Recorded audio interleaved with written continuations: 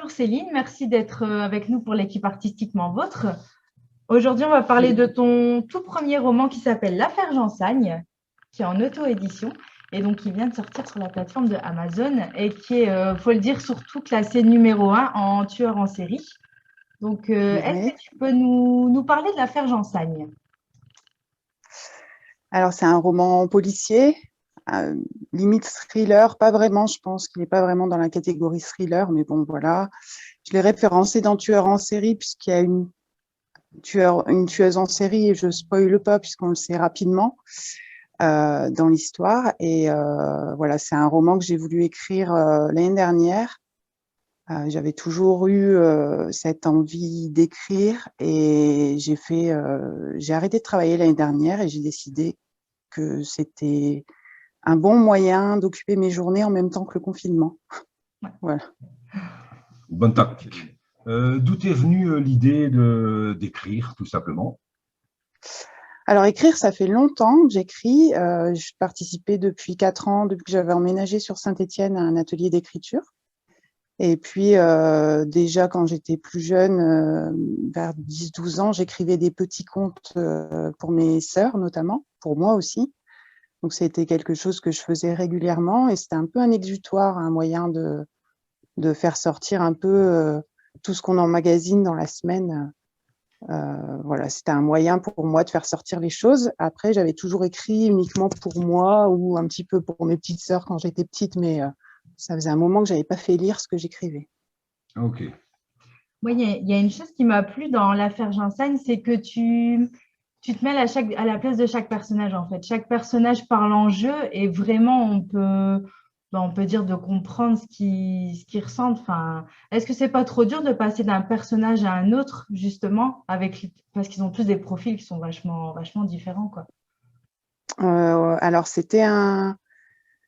c'est la question que je me suis posée quand j'ai commencé à écrire, parce que c'est vrai que c'est pas habituel que tous les personnages passent narrateur dans l'histoire. C'est venu un peu naturellement au départ. Je me suis arrêtée à ce moment-là en me disant, est-ce que c'est judicieux ou pas d'écrire tous mes personnages à la première personne? Et puis je me suis dit que comme c'était un roman policier, c'était aussi une manière de n'avoir que les informations que les personnages avaient, Mhm. sans avoir de risque en fait de spoiler Oui. avec un narrateur qui aurait su tout ce qui se passait à l'extérieur.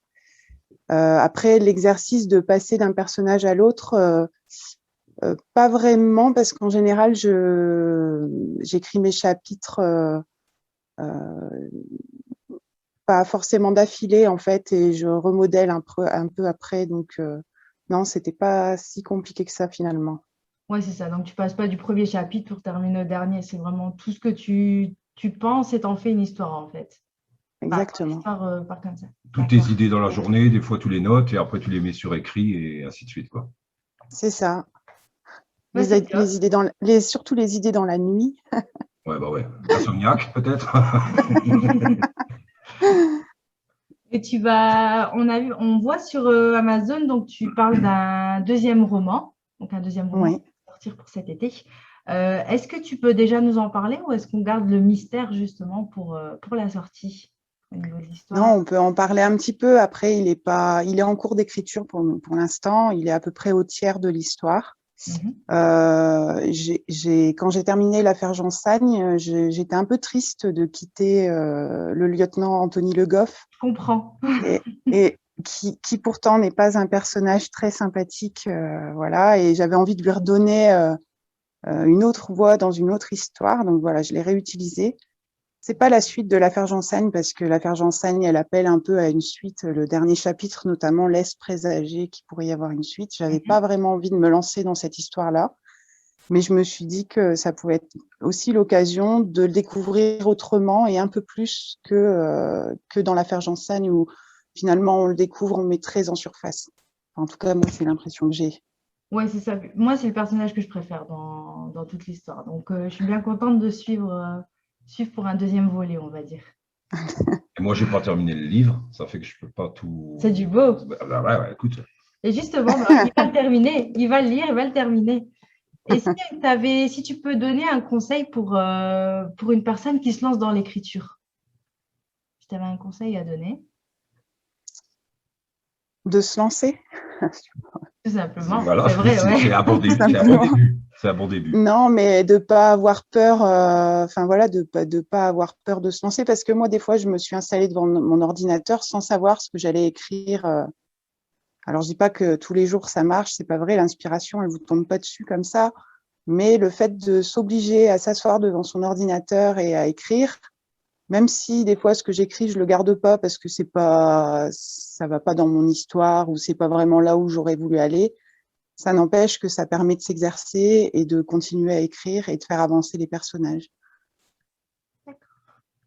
En tout cas, voilà, pour vous qui regardez la vidéo, donc l'affaire J'enseigne que vous pouvez retrouver sur Amazon. Donc, on mettra le lien en description. Et donc, c'est une auto-édition.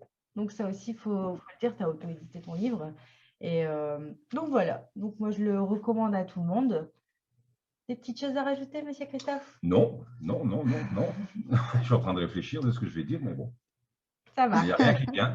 Comme un écrivain, des fois, il y a page blanche. Ça marche. Voilà. Bon, en tout cas, merci Céline. Merci de nous avoir accordé quelques minutes de ton temps. Et donc, je ne sais pas si tu as des choses à rajouter auxquelles je ne t'ai pas posé les questions ou... Non, très bien. Merci beaucoup Ça marche. pour Ok. l'invitation. En tout cas, merci à toi. Du coup, Céline, merci d'avoir donné ton temps pour Artistiquement Vôtre. Merci Céline. Et voilà, donc je vous conseille l'affaire J'enseigne qui est en auto-édition.